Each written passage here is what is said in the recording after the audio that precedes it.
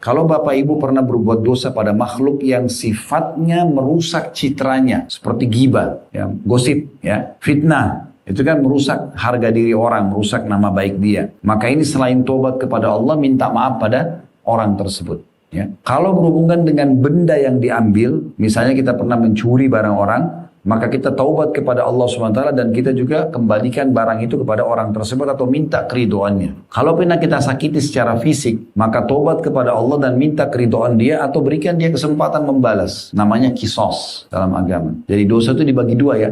Ada yang berhubungan dengan Allah, ada yang berhubungan dengan makhluk. Dalam sebuah hadis ini harus hati-hati ya. Karena ada orang mungkin dia tutup aurat, mungkin dia sholat, mungkin dia menjaga hubungan baik sama Allah, tapi dia rusak hubungan dengan manusia. Dia gosipin orang sana sini, dia salahin orang, cari aibnya segala macam. Dia sibuk dengan itu. Ini orang bahaya sekali nih. Kata Nabi SAW, di hari kiamat nanti buku amal hamba yang semua berhubungan dengan Allah, Allah akan selesaikan. Kekurangan ibadahnya Allah masih bisa tambahkan, Allah masih bisa maafkan kekurangannya. Tapi kata Nabi SAW ada satu lembaran buku, yaitu yang berhubungan dengan makhluk yang Allah tidak akan ikut campur. Kecuali pemilik haknya memaafkan. Lalu kalau begitu untuk apa kita sibuk tiap hari dengerin gosipnya orang. Semua informasi lengkap sama dia. Pembantunya, tetangganya, ya, suaminya orang, istrinya orang, semua. Bahkan orang yang tidak kenal. Saya sering nasihatin ini, Bapak Ibu sekalian hati-hati. Orang-orang yang sekarang menjadi public figure misalnya. Terus disorotin, diikutin perkembangannya. Manfaatnya apa buat kita? Sekarang kalau kita ikut-ikutan gosipin orang tersebut, bagaimana caranya minta maaf?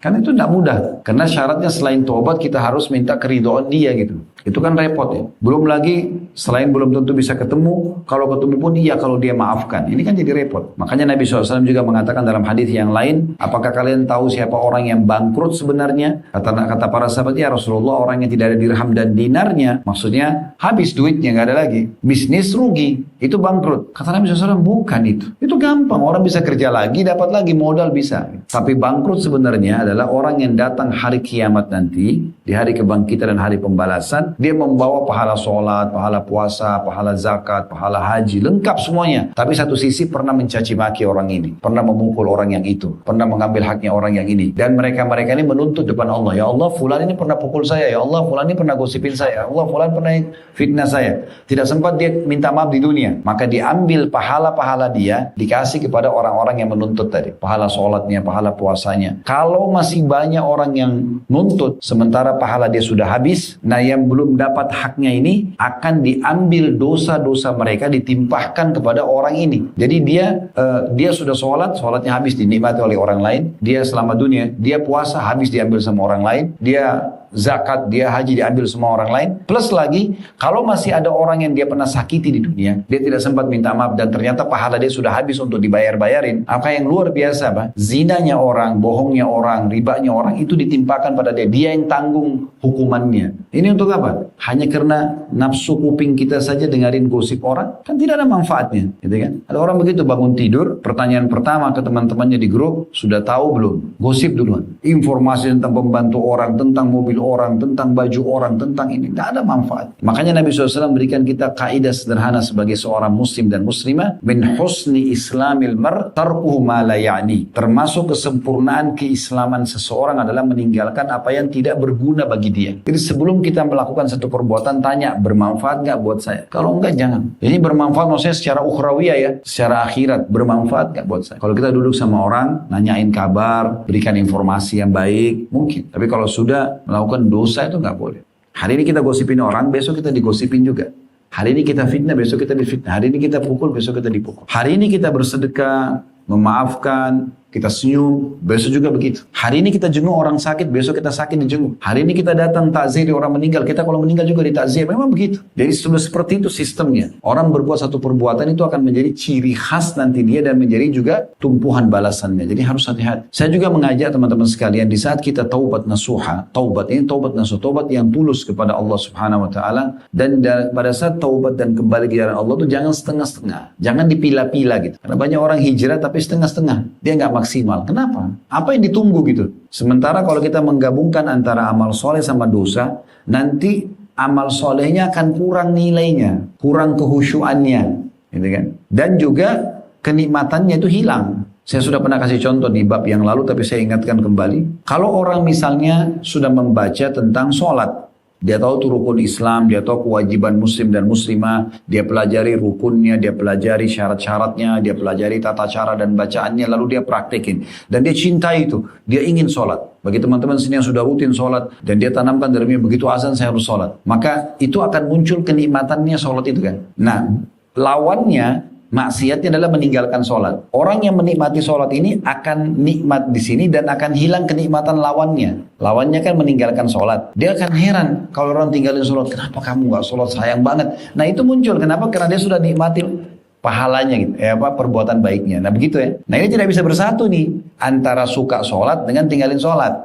Begitu juga sebaliknya, kalau orang tinggalin sholat dan dia nikmati itu, dia benar-benar merasa tidak ada beban, tidak ada hukuman nanti dari Allah. Pokoknya dia cuek aja dengan tidak penting bagi dia sholat. Maka kenikmatan sholat hilang. Dia kan heran, kamu tuh sholat terus nggak capek apa? Nah, dia nggak bisa ketemu ini, nggak bisa ketemu. Nah orang yang ada di tengah-tengahnya, dia sholat, tapi kadang-kadang juga tidak sholat. Ini tidak akan pernah khusyuk.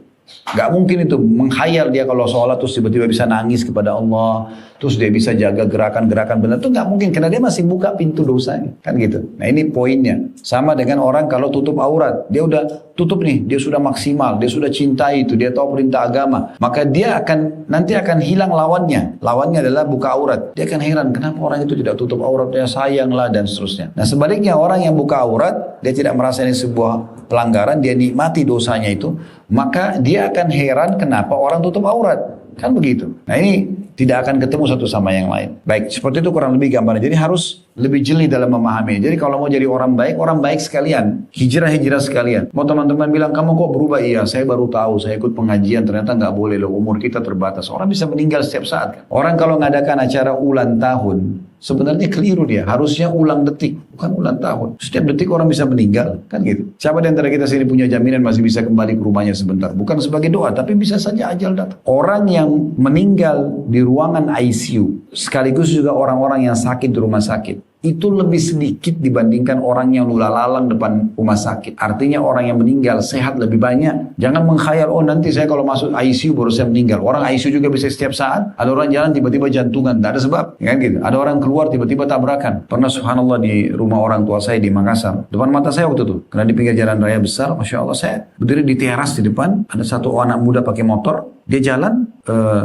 dua sisi jalan, tapi rupanya di tengah-tengah itu tidak ada trotoar, yang cuma garis putih saja. Di depan dia ada mobil lambat jalan, dia nggak lewat kiri, tapi dia keluar ke jalur sebelah untuk melewati mobil itu. Dari sana ada mobil truk datang tabrak meninggal di tempat. Itu di depan mata saya lihat orang itu jatuh dari motornya hancur, dikerumuni sama orang-orang. Dicek sudah meninggal. Subhanallah. Saya waktu itu sempat ambil pelajaran gitu. Dan saya sering jadikan bahan dalam ceramah. Anak muda ini, kira-kira Bapak Ibu sekalian, kalau dia tahu dia akan tabrakan dan akan mati, keluar dari rumah nggak dia? Nggak bakalan kan? Karena dia tidak tahu itu. Nah begitu keadaan kita tidak pernah tahu. Dan subhanallah pada saat dia meninggal, diangkat, ditaruh di mobil pick up, motornya entah siapa yang urus, dompetnya sudah kemana. Kita nggak tahu siapa lagi urus orang ini, karena tidak tahu yang mana kerabatnya, yang mana musuhnya, kita nggak pernah tahu. Tapi seperti itu. Sebaliknya, berapa banyak orang yang subhanallah lagi mengaji, lagi sholat, itu banyak sekali cuplikannya. Ada yang lagi ngaji, yang lagi sholat, ada yang lagi ceramah, baik-baik meninggalnya. Ada juga yang su'ul khatimah, luar biasa, lagi foya-foya, lagi buat maksiat terus meninggal dunia. Nah ini semua itu penentuannya di tangan kita, maka hati-hati. Umur kita sebenarnya adalah umur yang sudah berlalu. Kalau umur kita misalnya 30 tahun, 40 tahun, 50 tahun, itulah umur kita sebenarnya. Kalau umur ke depan kita belum tahu. Sehari kah, 2 hari kah, sejam kah, sedetik kah, kita tidak pernah tahu. Maka jangan terus-menerus lalai. Harus segera taubat. Sebenarnya manusia tidak buat dosa, tapi cukuplah dosa yang lalu adalah berlalu, sudah selesai. Sekarang kedepannya saya harus menjadi lebih baik. Nah itu tema tentang taubat, tentang masalah itu. Bagaimana kita kembali kepada Allah Subhanahu wa Ta'ala. Selanjutnya masih di halaman 6 saya tulis itu setelah hadis. Allah Subhanahu wa Ta'ala gembira jika para hambanya kembali ke jalan yang lurus. Kalau saja seseorang hamba terus berbuat dosa hingga memenuhi langit dan bumi, lalu dia bertaubat, maka Allah tetap akan mengampuninya. Jadi tidak boleh orang putus asa gitu ya. Allah Subhanahu wa Ta'ala berfirman, "Wa may ya'mal su'an aw yadhlim nafsahu thumma yastaghfirillah yajidillah ghafurar rahima." dalam surah An-Nisa surah nomor 4 ayat 110. Dan barang siapa yang berbuat kejahatan dan menganiaya dirinya, kenapa Allah bilang aniaya diri? Karena orang kalau berbuat dosa dia seperti sedang mencelakakan dirinya, karena akan ada konsekuensi hukum di situ. Tapi dia bertaubat memohon ampun kepada Allah, niscaya dia akan mendapatkan Allah Maha Pengampun lagi Maha Penyayang. Nah, seperti itu gambarannya. Ali bin Abu Talha berkata rahimahullah dari Ibnu Abbas radhiyallahu anhu bahwasanya dia berkata tentang ayat di atas surah An-Nisa tadi surah nomor 4 ayat 110, Allah Subhanahu wa taala mengabarkan kepada para hambanya tentang ampunan, kasih sayang, sifatnya, N-nya besar kata ganti Allah, sifatnya yang maha pemurah dan luasnya rahmat dan ampunannya. Karena itu siapa saja yang melakukan dosa baik kecil ataupun besar, kemudian dia beristighfar memohon ampun, niscaya dia mendapati Allah Maha Pengampun lagi Maha Penyayang. Meskipun dosa-dosanya lebih besar dari langit, bumi, dan juga gunung. Ini perkataan Ibnu Abbas, ya. Ada footnote di situ sudah kita jelaskan, diambil dari tafsir Quranul Azim yang ditulis oleh Ibnu Katsir rahimahullah. Teman-teman kalau mau tahu dirinya, saya baik atau tidak, saya ini penghuni surga atau penghuni neraka, coba sederhana begini praktiknya. Coba bayangkan kalau kita meninggal saat ini, ajal datang. Kira-kira perkataan orang di sekitar kita baik atau buruk? Kalau orang bilang, oh si fulana, oh si fulan itu baik itu, selalu sholat, tutup aurat, orangnya baik, silaturahim keluarga, berarti itu kita orang baik, orang tidak kan itu. Atau kalau orang mengatakan, oh si fulan, oh syukur dia mati tuh, karena orangnya suka gosip, orangnya suka begitu dan begitu, berarti kan buruk. Itu penting. Harus kita introspeksi diri, jangan terus-menerus dalam kelalaian, harus segera kembali kepada Allah Subhanahu wa taala. Ingat, kita diciptakan Bapak Ibu sekalian di muka bumi ini, saya dan Anda semua ada di sini, tujuannya hanya satu, untuk mengabdi dan beribadah kepada Allah, tidak ada tujuan lain. Kembali kepada surah Az-Zariyat, surah nomor 51 ayat 56, ya. Itu tentang masalah wa ma khalaqtul jinna wal insa illa liya'budun. Ya, Allah SWT mengatakan, dan aku tidak ciptakan jin dan manusia kecuali untuk mengabdi dan beribadah kepadaku. Itu di surah Az-Zariyat 51 ayat 56. Jadi kalau ada yang bertanya kepada saya, Ustaz, apakah saya hidup di bumi ini memang untuk sholat? Iya jawabannya. Untuk puasa? Iya. Untuk bakti sama orang tua? Iya. Untuk tutup aurat? Iya. Untuk puasa? Ya, memang itu tujuan kita diciptakan.